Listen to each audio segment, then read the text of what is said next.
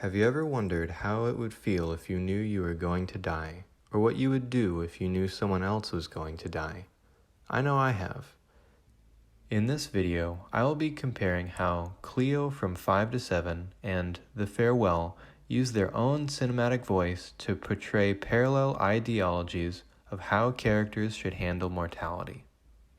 Cleo from 5 to 7 follows Cleo, a young, successful singer who has been told she may die after a cancer diagnosis. As Elizabeth Anthony wrote, Cleo is characterized by traveling shots, jump cuts, and the disjunction of sound and image. Cleo moves from place to place and person to person in an attempt to find out what she should do and how she should react to her new diagnosis. The Farewell is a story of another cancer diagnosis, but this time from the perspective of the victim's grandchild. Billy, a Chinese-American writer, is caught in an emotional dilemma when she learns that her grandmother, Nai Nai, is unaware that she is close to death. As Soraya McDonald writes, Lulu Wang, with director of photography Anna Solano, framed the family and the story with static sobriety until deep into the third act's wedding reception. Wang focuses on Billy as she tries to reconcile a show of love that requires lying by omission. Dealing with cultural pressures, fear of death, and how to care for each other, both movies use their cinematic voices to share their ideologies about how to handle human mortality. The ideologies of each movie are represented by different characters and are present in each movie.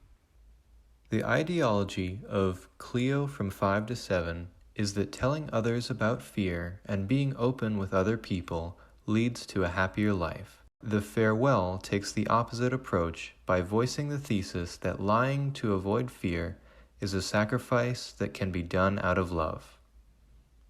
Nai Nai and Angele represent the idea that avoiding fear is the best way to live.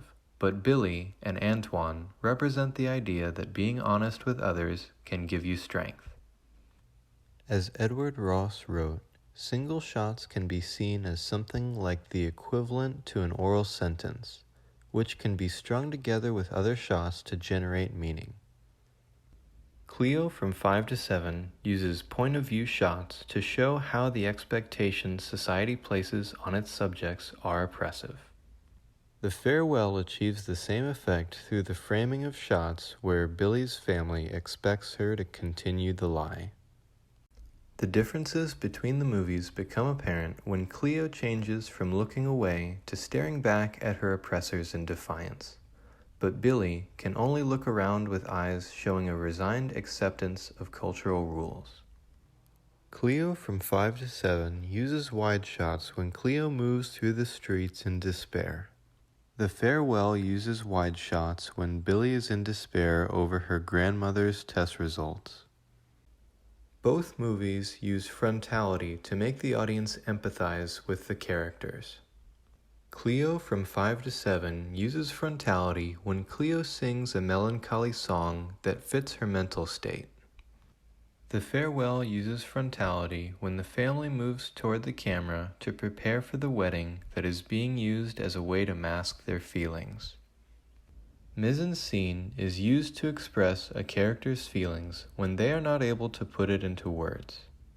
Cleo from 5 to 7 uses black props and clothes to show that Cleo is becoming more at peace with her situation.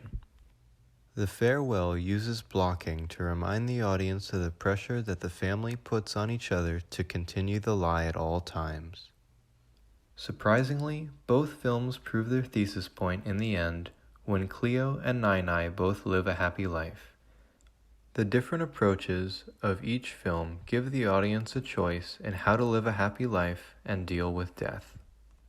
I highly recommend watching both films. I hope that the ideas voiced in them make you think about what may be right for your own life.